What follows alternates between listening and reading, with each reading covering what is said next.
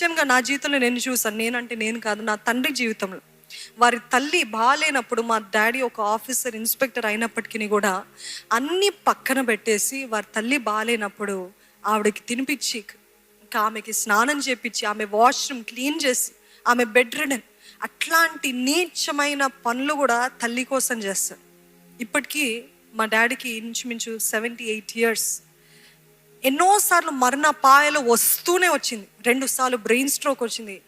Surgery చేసి 15 years అయిపోయింది, open heart surgery చేసి. ఇవన్నీ చేసి కూడా మేము అనుకుంటూ ఉంటాము, దేవుని వాక్యము ఖచ్చితమైనది, కరెక్ట్ అయినది.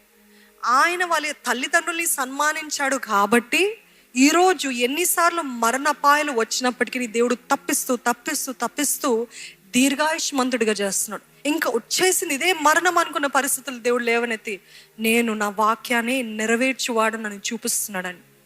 ఈరోజు తల్లిదండ్రుల పైన నేరారోపణలు చేయకండి. ఈరోజు వీరిని బట్టి వారిని బట్టి నా జీవితము ఫెయిలియర్ అయిపోయింది అన్న మాటలు ఆపేయండి. ఆ బెతెస్డా కొనేరుదారు నా వ్యక్తిని జ్ఞాపకం చేసుకోండి.